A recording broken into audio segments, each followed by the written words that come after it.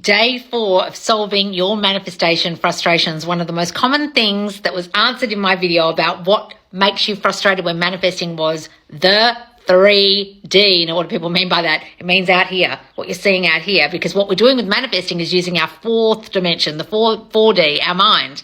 So the 3D out here is a reflection of our mind. That's how we created it.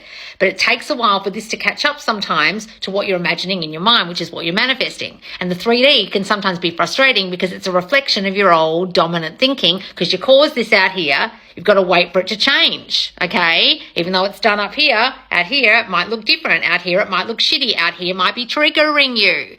And a lot of people talked about triggers. Now, triggered means an emotional response to a stimulus. It doesn't mean you're oversensitive. It's an actual scientific psychological term, and a lot of people get triggered by me saying the word triggered because they think of it in a slang way. No, it's an actual scientific term, guys. It means you've had an emotional response, okay? So just get the idea of trigger out your mind as if it's something bad you've done. It's actually what everyone does, okay? It's there to keep you safe. When you get triggered, it's your subconscious mind trying to keep you safe from harm or hurt or something that happened before that it knows was bad. So if you see something out in the 3D and it triggers you, it's your mind reminding you, oh, that person's going to hurt you again. That third party's still there. He doesn't love you. Give up on this. That person's going to hurt you.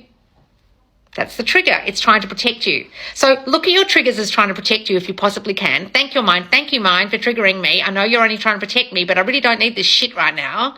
Okay? Because in my mind, I know this is done. That third party doesn't exist to me because I know I created that bitch by feeling not chosen, not good enough, and not wanted by my person.